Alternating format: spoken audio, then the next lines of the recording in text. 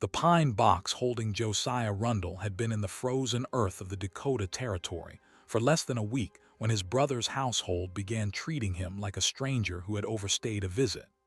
It was the winter of 1886, and the wind that swept across the Missouri Plateau carried the kind of cold that made men measure their words carefully, because breath itself felt too precious to waste. Inside the low ranch house near Willow Bend, a lawyer from Bismarck spread 3 sheets of paper across the plank table and read the terms of the estate in a voice that had no patience for grief. Marcus Rundle, the older brother by 9 years, listened with his hands folded and his jaw set like a man expecting good news. Across from him sat Ezra Rundle, his wife Hannah, their 7-year-old daughter Ruth, and a shaggy gray dog named Tuck who had been the girl's shadow since the day she could walk. The lawyer finished reading and slid the papers toward Marcus. The ranch house was his. The 200 head of shorthorn cattle, the sod barn, the smokehouse, the deep-drilled well, the standing timber along Willow Creek, and every fenced acre that mattered, all of it belonged to the elder son. Ezra's inheritance came in a single sentence at the bottom of the second page. A quarter section of tableland north of the breaks, a sway-backed wagon with a broken tongue, an ox too old to pull a plow through wet clay, and $42 in silver coin. Marcus counted the coins out one by one, stacking them into small towers, and pushed them across the wood with the tip of his finger. "Father was generous," Marcus said. His mouth curved into something that was not quite a smile, more than most would have been to a younger brother who never learned to hold a fence line straight. Ruth pressed herself against her mother's arm. Hannah did not look at Marcus. Ezra did not look at anyone. He gathered the silver into a leather pouch, took his father's cracked leather journal from the shelf beside the stove where it had rested for 30 years, and stood. His chair scraped once against the puncheon floor. He walked to the door without a word about the ranch, without a plea for reconsideration, without a glance toward the warm iron stove or the hanging bacon or the sacks of cornmeal piled against the pantry wall. His eyes went past all of it, straight out the small window toward the north, where the horizon was already darkening with the first hint of the season to come. Behind him, Marcus said something about pride and something about foolishness, but Ezra did not turn around. He had $42, a quarter section of nothing, a daughter with a cough she had carried since October, and roughly 7 weeks before the ground froze so hard it would break a shovel. They rode out the following dawn. The tableland north of the breaks was worse than Ezra had feared. What little topsoil the wind had not carried east lay in shallow patches between exposures of pale shale. Buffalo grass grew in stubborn tufts. A few chokecherry bushes clung to the sides of a shallow coulee. There was no house, no shanty, no dugout, no windbreak. There was not even a proper tree within 2 miles, only a scattering of cottonwood saplings along a dry wash that ran empty most of the year. Ezra unhitched the old ox and let it graze while he walked the boundary alone. From the highest point on the claim, he could still see the smoke rising from his brother's chimney in the valley below, 4 miles away and warm as memory. He watched it for a long time. Hannah stayed with the wagon. Ruth sat on a folded quilt with Tuck against her leg and did not ask any of the questions a child normally asks. She had already learned that certain questions had no useful answers. When Ezra came back down the rise, his boots crunching over the frozen crust of a mud puddle, he did not speak of the ranch, or the coins, or the brother in the valley. He knelt in front of his daughter and pulled her wool scarf tighter around her throat. "We build here," he said. The town of Willow Bend sat 9 miles southeast of the claim, a huddled row of false-fronted buildings pressed against a bend in the creek that gave the settlement its name. Ezra Rundle drove the Mendied wagon in on a gray morning 3 days after the funeral, the old ox moving at a pace that suggested it had opinions about the cold. Ruth stayed home with Hannah and Tuck. Ezra had no intention of letting his daughter watch her father learn the price of survival. He tied the ox to a hitching rail outside Coulter's Mercantile and stepped inside. Warm air met him at the door, thick with the smell of coffee beans and kerosene, and the pine tar that old man Coulter used to seal barrel lids. Ezra pulled his hat off and set his list on the counter. Rough sawn boards, cut nails, tar paper, window glass, a length of stovepipe, hinges. Coulter took the paper between two fingers, adjusted his spectacles, and began working the numbers with a stub of pencil on the back of a flour sack. The total when it came was $168 and change. Ezra looked at the figure for a long moment without speaking. Coulter did not press him. The storekeeper had watched a lot of homesteaders come through his door with too little money and too much winter ahead, and he had learned that some silences were better left alone. Ezra folded the paper, tucked it into his coat, and thanked the man politely. He bought a pound of nails, a small tin of matches, and a sack of cornmeal. Then he walked back to the wagon and sat on the seat for several minutes before picking up the reins. Back at the claim, he tried what most men in his position tried. He walked the low ground along the coulee looking for sod thick enough to cut into building blocks. There had been a wet spring once, years ago, that might have laid down a good mat of roots. But this ground had been grazed too hard by passing herds, and what root system remained was thin and brittle. His first cuts came apart in his hands. His second attempt, made at a lower patch where the grass looked healthier, yielded 3 blocks before the fourth crumbled to dust between his palms. He set the broken pieces down and stared at them without cursing. Cursing cost energy, and energy cost fuel. The dugout came next. He chose a bank on the south side of the coulee where the slope offered a natural back wall, and he spent an entire day driving his spade into ground that was already beginning to freeze. 6 inches down, he struck a shelf of shale that ran the length of the bank. He worked around it. 2 feet down, he hit another. By the end of the afternoon, he had a hole barely deep enough to sit in, and the walls were shedding loose gravel every time the wind moved across the opening. Hannah stood at the edge and looked down at him without saying what she was thinking. She did not need to. Ruth's cough had come back that morning. The visitor arrived on the 4th day. His name was Hollis Draper, a stock raiser from the ridge east of the breaks who had known Josiah Rundle for 20 years and had come to pay respects the family had not asked for. He rode a bay mare and wore a long buffalo hide coat that must have weighed 20 pounds.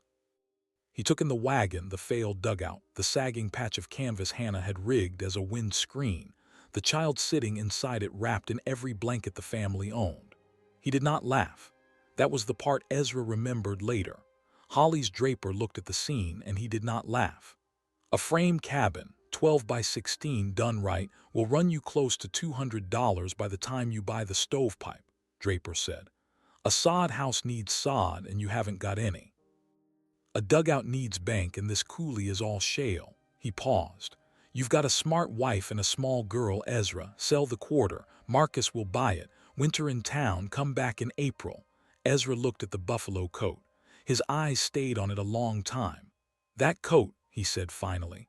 Where did you get the hides? Hollis Draper looked down at his own coat as if he had forgotten he was wearing it.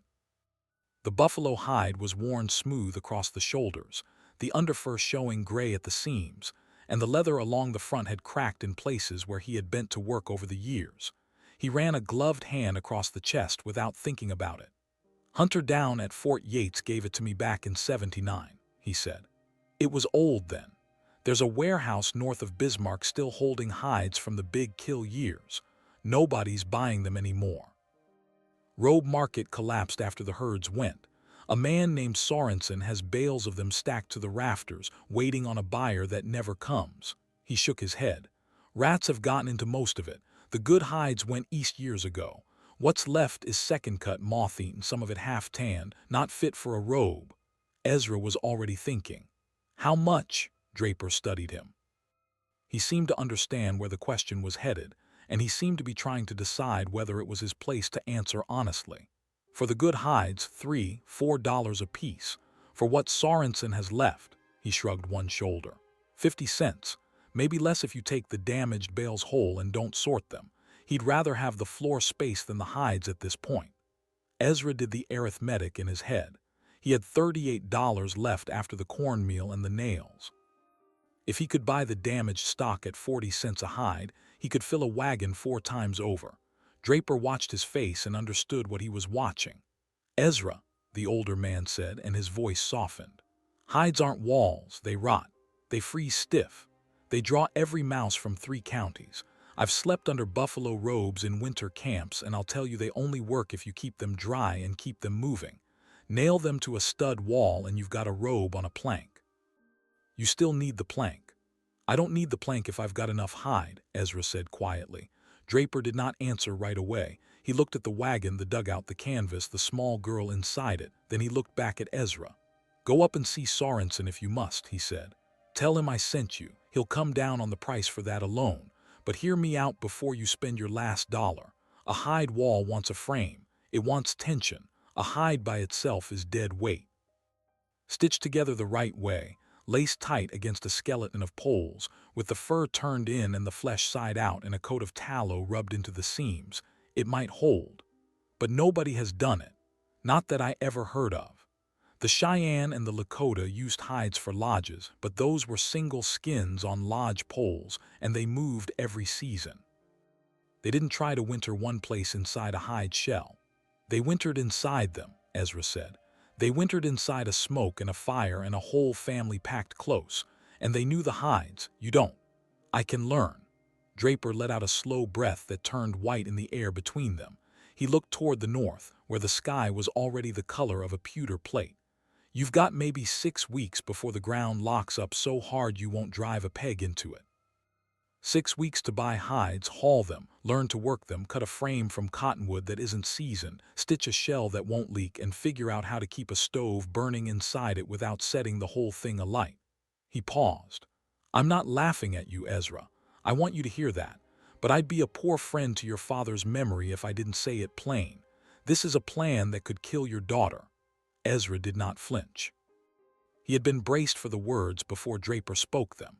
He had been braced for them since the moment he walked out of Marcus's ranch house with $42 in a leather pouch. The wagon will kill her sooner, he said. Draper had no answer for that. The older man mounted his mare a few minutes later. Before he rode away, he reached into a saddlebag and pulled out a coil of waxed sinew thread and a curved awl with a bone handle worn smooth by years of use. He handed them down without ceremony. You'll need these, he said. Sorensen won't sell them. The road to Bismarck took 2.5 days by ox wagon in good weather, and the weather that week was not good. Ezra Rundle left the claim before first light with a canvas bedroll, a sack of cornbread Hannah had baked in a covered pan on the open fire, and $37.60 in the leather pouch. Hannah had wrapped Ruth in every blanket the family owned and settled her against the coulee bank behind a fresh wind screen. Tuck lay across the child's feet. Ezra did not want to leave them alone on the tableland. He had no choice. The town of Bismarck was bigger than Willow Bend by a factor Ezra could not immediately calculate. There were brick storefronts along the main street, a train depot at the west end, and a river landing where flatboats had once brought hides down from the upper Missouri by the thousand. Those days were finished. Ezra had grown up hearing his father talk about the years when the buffalo trade was the largest business on the northern plains, when a single hunter could ship 2,000 robes east in a season. Now the depot handled wheat and lumber, and the old hide warehouses stood mostly empty along the riverbank, their doors chained shut. Sorensen's warehouse was not chained. It sat on the north side of the landing, a long, low building of weathered board with a sagging ridgeline and a rusted padlock hanging open on the front door. Ezra tied the ox and walked inside. The smell hit him first, an old smell, dry and dusty and faintly rancid, the ghost of an industry that had died in place.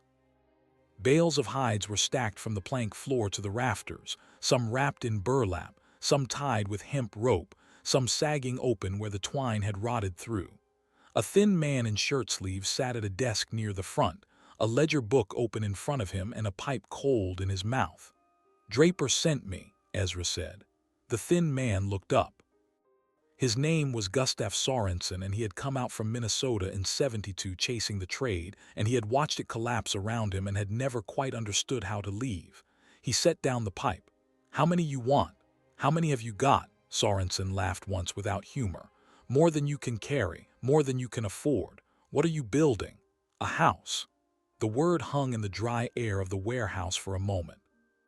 Sorensen took his spectacles off, wiped them on his shirt cuff, and put them back on. He stood up. "Come with me." He led Ezra down a long aisle between the bales. Some of them, he explained as they walked, were bull hides, thick as saddle leather, cut from animals killed in the winter kill of '78. Those were the ones a man wanted for cold weather because the hair was long and dense, and the hide itself was heavy enough to break wind. Those would run $3 each.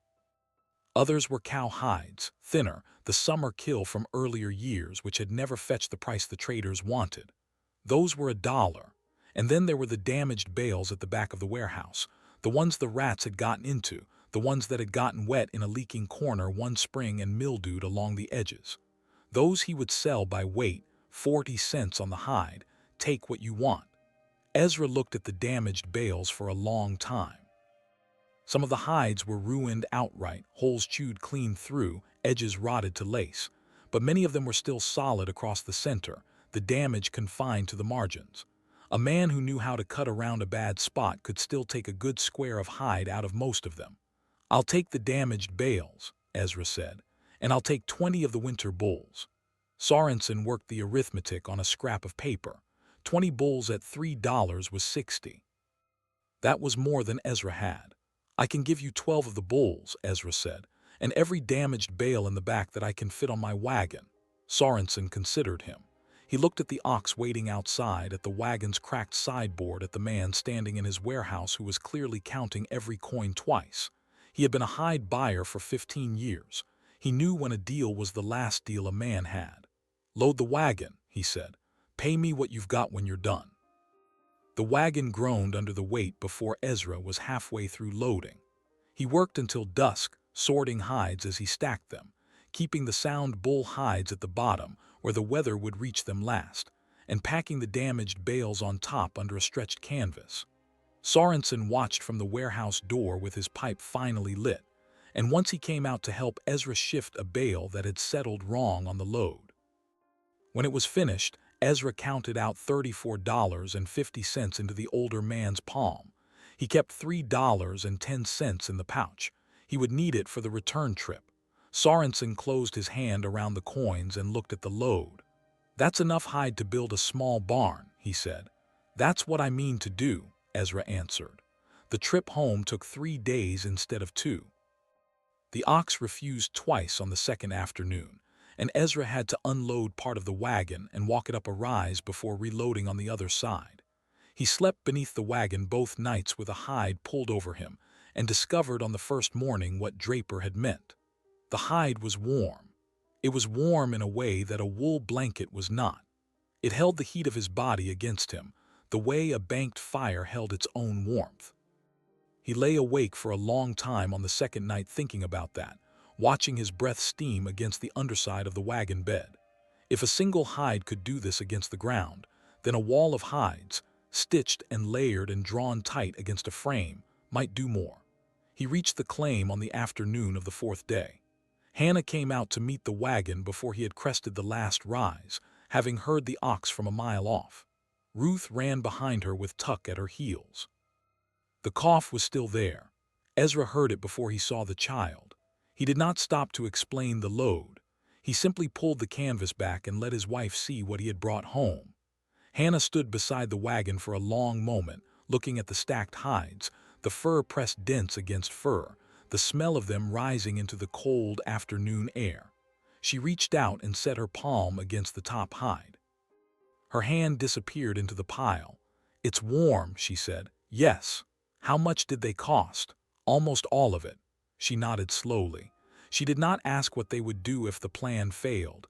She had never been a woman who wasted a question. That evening, Ezra unrolled Amos Rundle's leather journal for the first time since the funeral.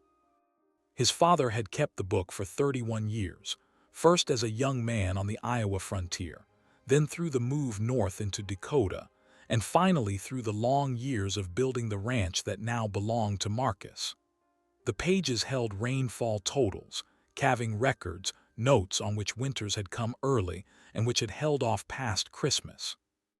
But there were other pages too, further back, from the years when Amos had traded with the Lakota bands along the Grand River before the reservation lines had been drawn. In those pages, in his father's careful hand, Ezra found what he was looking for: notes on lodge construction, sketches of pole frames, diagrams of how the hide covers were cut and stitched, how the smoke flaps were arranged at the crown, how the bottom edge was staked and banked with earth to seal against the wind. Observations on which hides worked best for which sections, and why the fur was turned inward in the coldest months. His father had written it all down as a curious young trader learning from the people he did business with, and had never spoken of it in Ezra's hearing. The book had been sitting on a shelf beside the stove for as long as Ezra could remember. He read by the light of a tallow candle stub Hannah had made from rendered fat. Ruth slept against tuck under the wagon canvas. The wind moved across the tableland outside and found nothing to shake. Ezra copied the diagrams onto the back of a flour sack with a piece of charcoal, adapting them as he went. A lodge was round. He would need something different. A rectangle, low to the ground, with a pitched roof of cottonwood poles and a shell of hides stitched together in overlapping courses, fur turned inward, flesh sides sealed with tallow against the weather. He worked until the candle guttered. The frame went up in the second week of November. Ezra cut cottonwood poles from the dry wash, working through the shortening afternoons with an axe that had belonged to his father, and a bucksaw with a blade that needed sharpening every third cut. The wood was green and heavy, and he knew that meant it would shrink and check as it dried. He accounted for that by lashing the joints with wet rawhide strips he cut from the poorest of the damaged hides. Rawhide shrank as it dried, too, and it shrank harder than the cottonwood. Every joint would tighten as the days passed. His father's journal had not taught him that trick. Holly's draper had, on a second visit, when he had come by unannounced with a bundle of dried sinew, and stayed for the better part of a morning without ever quite admitting he had come to help. The plan Ezra had settled on was a rectangle 16 feet long by 12 wide, with the long axis running east and west, so the north wall would present the smallest possible face to the winter wind. The walls would stand 7 feet at the eaves and rise to 9 feet at the ridge.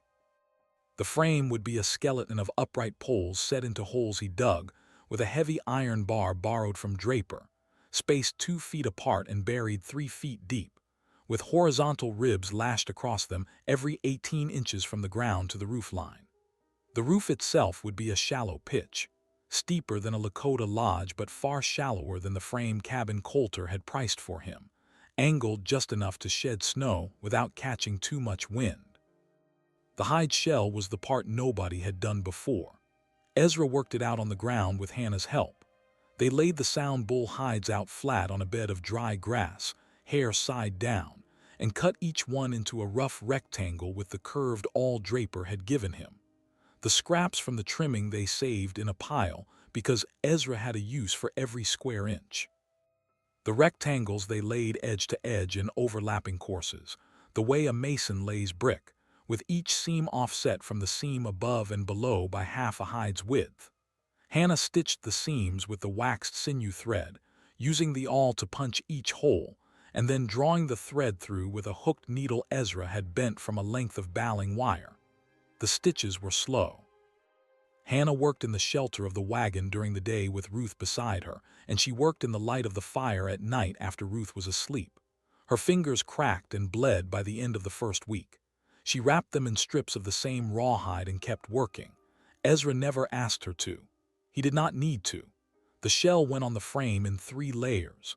That was the part Ezra had figured out for himself, sitting up nights with his father's journal and a piece of charcoal.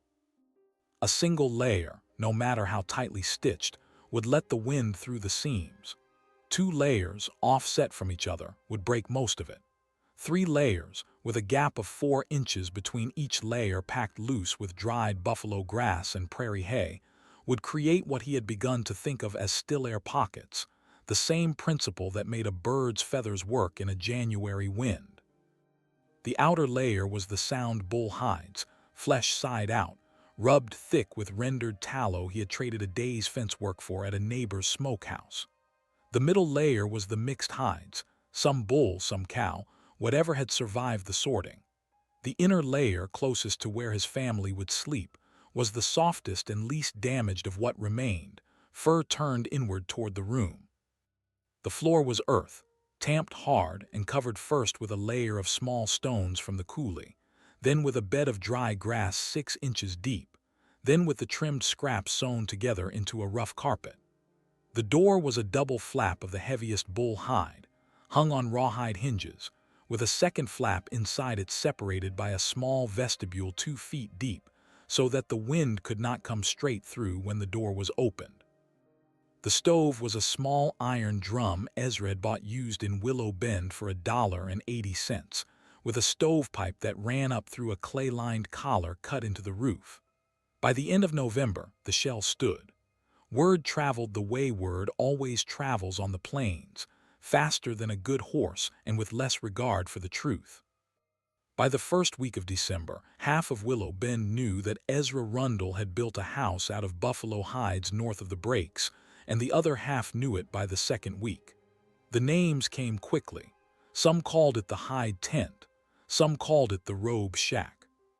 A cattleman from the ridge who had never met Ezra called it the Indian house, and meant it as an insult, though the men who had actually traded with the Lakota in the old days heard the phrase and said nothing, because they remembered what those lodges had kept out and what they had kept in. Marcus Rundle heard the news at his own kitchen table, from a hired hand who had ridden past the claim on his way back from a fence repair. Marcus set his coffee down slowly and asked the man to repeat what he had seen. The hand described it as best he could. A low structure of stitched hides drawn tight over a pole frame, banked around the base with earth and stone, a stovepipe rising from a shallow pitched roof. Marcus listened without interrupting. When the hand was finished, Marcus stood up from the table, put on his coat, and rode out to see for himself. He arrived on a windless afternoon under a sky the color of skimmed milk. Ezra was outside, packing fresh clay and grass into the seam where the roof met the north wall. Marcus reined in 20 yards short and sat his horse for a long moment looking. He did not dismount. "You built a lodge," he said. "I built a house." Marcus laughed. It was a short laugh, not entirely cruel but not warm either. "You built a lodge, that's what it is, Ezra. That's what Father used to call them when he came back from the Grand River trade. You've built a Lakota lodge and called it a homestead. Then I've built one that will keep my daughter alive." Marcus looked at the structure for a long time. He was not a stupid man. He had eyes and he had lived on the plains his whole life, and he could see the way the shell was drawn tight against the frame and the way the earth was banked around the base and the way the stovepipe stood straight and true. He could see, if he was honest, that the thing had been built with more care than most of the frame cabins in the county. He did not say so. "Willow Bend is calling it the Robe Shack," he said instead. "Coulter's got a bet running at the store. 3-1 it comes down in the first hard blow. Coulter's welcome to his opinion. I'll give you $60 for the claim right now, Ezra. Cash, you can winter in the ranch house. Ruth can sleep in the west room where Mother used to keep her sewing. Hannah can help in the kitchen. Come spring, you can decide where you want to go." Ezra kept his hands on the clay. He did not look up. "No, 65. No, you're a fool." "Maybe." Marcus sat his horse for another minute. He looked at the low door and the smoke rising thin and straight from the pipe, and the faint sound of Hannah's voice inside singing something to Ruth. He looked at the tableland stretching flat and empty to the north, and at the sky, which had begun to take on the pewter tone that meant weather was gathering somewhere beyond the horizon. He wanted to say something else. He was not sure what. In the end, he turned the horse and rode away without another word. That evening, Ezra sat inside the finished shell with his family for the first time. The stove burned a mix of cottonwood scraps and buffalo chips, and the little iron drum threw more heat than he had expected. The air smelled of tallow and smoke, and the faint animal warmth of the hides themselves. Ruth lay on the grass carpet with Tuck beside her, and did not cough for nearly an hour. Hannah nursed her bleeding fingers over a cup of weak coffee and looked at the walls without speaking. Ezra opened his father's journal and began a new entry on a blank page near the back. Outside temperature at sundown, 19 degrees. Inside temperature beside the stove, 54. Wind from the northwest, light, walls holding. He set the pencil down. It was a beginning. December moved slowly at first and then all at once. The first serious cold snap arrived on the 11th, a dry Canadian air mass that dropped the tableland to 4 below zero for 3 straight nights and killed 100 head of cattle across the county. Marcus lost 11 of his shorthorns to it, some of them frozen standing up in a draw where they had crowded together for warmth. Coulter's mercantile ran out of coal on the second night and had to turn people away.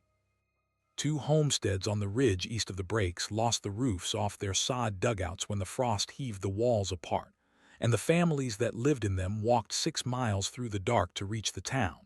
Inside the hide shell on the tableland north of Willow Bend, the temperature beside the stove held at 51 degrees on the coldest night. Ezra recorded the number in his father's journal and underlined it twice. Ruth slept without coughing. Hannah slept for the first time since October without waking every 2 hours to check the child's forehead. Tuck lay across the door and did not move until dawn. The word from that cold snap traveled the same way the earlier word had traveled, but it landed differently. Holly's draper rode up on the 14th to see for himself and stood inside the shell for a long time with his hat in his hand. He touched the inner layer where the fur was turned in, and he touched the seams Hannah had stitched, and he looked at the way the 3 layers had been separated with packed grass. He did not say much. Before he left, he asked Ezra whether he might send his own son-in-law up in a few days to look at the construction, because the young couple were living in a soddy on the ridge that was not going to make it through January. Ezra said the young man was welcome any time. Reverend Amos Whitfield rode out the following Sunday afternoon, a thin Methodist circuit rider who covered 3 counties on a mule that was older than most of his congregation. He had known Josiah Rundle for 20 years and had preached the funeral service in the ranch house parlor. He came to the claim not to inspect the hide house, though he inspected it, but to talk to Ezra about his brother. "Marcus is telling people you took advantage of your father in his last weeks," Whitfield said. He said it plainly, sitting on a hide-covered stool beside the stove with a tin cup of coffee in his hands. "He says you influenced the reading of the will, that the land you got was worth more than it looks, and that you knew it and that's why you took it without a fight." Ezra stared at the stove for a long moment. "Is that what he's saying?" "That's what he's saying. He's saying it at Coulter's and he's saying it at the livery, and he said it to me after service last Sunday. I told him to be careful about what a man says to a preacher. He didn't much like that. The tableland isn't worth more than it looks, Reverend. It's shale under 6 inches of dust. You couldn't grow oats on it. I know that. Most of the county knows that. But Marcus is speaking loudly, and when a man with 200 head of cattle speaks loudly, some people listen." Whitfield sipped his coffee. "I came out to tell you because I thought you ought to know, and because I wanted to see this house for myself. I've been trying to think of the right word for it since I walked in. I don't have one." "Warm," Ezra said. Whitfield smiled faintly. "That's a word." The Reverend stayed for another hour. Before he left, he stood beside the door and looked at Ruth, who was sitting cross-legged on the grass carpet mending a small tear in one of Tuck's collar straps. The girl looked up at him and smiled. Whitfield had preached a great many funerals for children that autumn. He had preached 3 in November alone. He looked at Ruth for a long moment and then he looked at Ezra. "I'll say what I've seen," he said. "If anyone asks me, I'll say what I've seen." He rode off on the old mule into a wind that was already beginning to sharpen from the northwest, and Ezra stood in the doorway of the hide house and watched him go. The storm that would settle the argument arrived on the 18th of January, and it arrived with almost no warning. Ezra had been reading the sky for 3 days and had known something was coming, but he had expected another cold snap, another dry Canadian mass sliding down out of the north. He had not expected what the plains would later remember as the Great Blizzard of '88, the storm that killed schoolchildren in Nebraska and Dakota by the hundreds, that buried whole cattle herds in drifts 20 feet deep, that struck at midday under a sky that had been clear enough that morning to make a man take his coat off in the sun. The temperature stood at 28 degrees when Ezra went out to break ice on the water bucket after breakfast. By 11, it had fallen to 9. By noon, a wall of gray came rolling down from the north with the sound of a freight train, and the light went out of the sky as if a lamp had been blown across a table. The wind hit the hide house at a speed Ezra later estimated at 60 miles an hour, and within 10 minutes the visibility outside the door was less than a yard. The temperature kept falling. By 2 in the afternoon it had reached 20 below. By dark it was 34 below, and the wind had not slackened. Ezra sealed the inner door flap and packed the vestibule with folded hides. He fed the stove a careful ration of cottonwood and buffalo chips, and he watched the seams where the roof met the walls with the same attention a ship's captain gives a leaking hull. The 3-layer shell breathed with the wind. He could feel it flex, could see the inner layer stir faintly against the ribs, but the layers held. The packed grass between them did what he had asked it to do. The tallow-soaked outer hides did what he had asked them to do. Inside, beside the stove, the thermometer read 49 degrees. The first knock came just after nightfall. Tuck heard it before Ezra did. The dog was on his feet before the sound had finished, hackles up, a low sound in his throat that Ezra had never quite heard before. Ezra pulled the inner flap aside and unlatched the outer door. The wind almost took the hide out of his hand. 2 figures stood in the whirling white, so caked in ice and snow that he did not recognize them until they were inside, and the door was sealed behind them. Holly's draper's son-in-law, a young man named Peter Halstead, and Peter's wife Mary, who was Draper's oldest daughter. Their sod dugout on the ridge had begun losing its roof at 4 in the afternoon. They had walked 3 miles into the wind because they had known where else to go. The second knock came 2 hours later. Reverend Whitfield, half frozen on the mule, which had somehow carried him from the church shed in Willow Bend 9 miles into the teeth of the storm. He had been trying to reach a family on the west road and had lost the trail and had turned toward the only light he could see, which had been the faint glow of Ezra's stovepipe against the snow.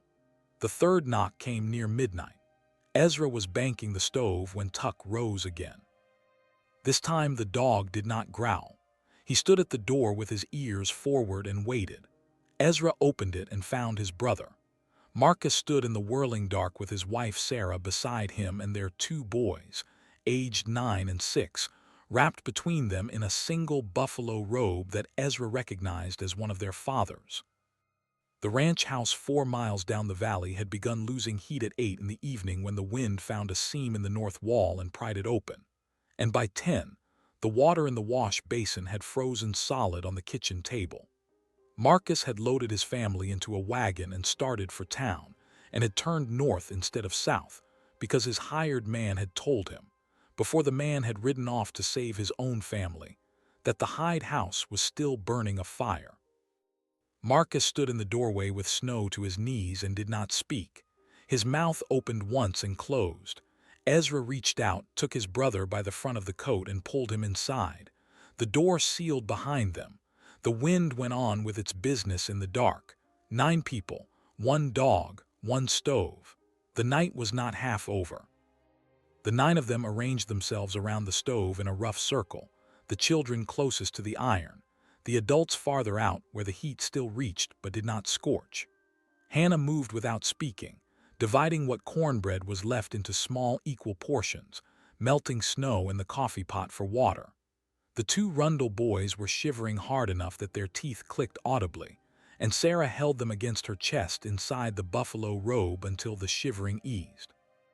Marcus sat with his back against the inner hide wall and stared at the seam where 2 courses of stitching met above his head. He did not take his eyes off it for a long time. Ezra fed the stove carefully. He had calculated fuel for 3 people through the worst nights of January. He had not calculated for 9. He did the arithmetic in his head and knew that if the storm ran 2 full days, he would be burning the last of the cottonwood by the second dawn. He said nothing about it to anyone.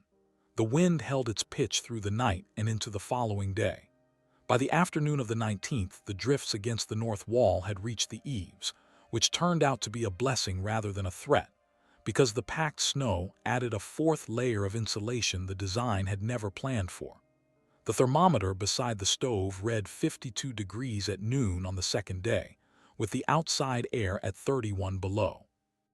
Ruth taught the younger Rundle boy to play cat's cradle with a length of Hannah's sinew thread. Reverend Whitfield read aloud from a small pocket testament he carried in his coat. Peter Halstead slept for 11 straight hours and woke without frostbite in any finger or toe, which he later said was the first miracle of his life he had witnessed with his own eyes. The storm broke on the morning of the 20th. The wind fell off between 3 and 4 in the morning, and by sunrise the sky over the tableland was pale and clear and merciless. Ezra opened the outer door on a world that had been rewritten in the night. The drifts came up to his chest in places. The ox had survived in its brush shelter behind the coulee bank, which surprised him. Marcus's wagon was buried entirely, only the top curve of one wheel showing above the snow. The Willow Bend paper would later report that 236 people died in Dakota Territory during the 3 days of the storm. 6 of them were within 12 miles of Ezra's claim. None of them were in the hide house. Marcus stood beside the doorway on the morning of the 20th and looked at the walls the way a man looks at something he does not know how to name. He did not apologize. He was not the kind of man who could form the word. But before he left with his family for the long walk down the valley to see what remained of his ranch house, he stopped at the door and put his hand flat against the outer hide, tallow-slick and stiff with cold, and he held it there for perhaps 10 seconds. Then he walked out into the snow without looking back. He came again in the spring. He brought a deed with him, redrawn by the lawyer in Bismarck, that gave Ezra clear title to the north pasture along Willow Creek, 60 acres of good grass with water year-round. He set the paper on the small table Hannah had built from crate wood, and he said only that it should have been done in the fall. Ezra took the deed without comment. Some things did not need a speech. The hide house stood for 22 years. Ezra rebuilt the outer layer twice in that time, once in '94 when a hailstorm punched holes in the tallow seal, and once in 1903 when the original bull hides finally gave out to time and weather. Ruth grew up inside those walls and left them in 1901 to teach school in Fargo. Hannah lived in the hide house until the year Ezra finally built her a proper frame home from milled lumber, and she said afterward that she had never been as warm in the frame house as she had been in the old one. Ezra kept his father's journal on a shelf beside the stove until the day he died. The last entry, written in a shaking hand, read simply, "Walls held, family kept."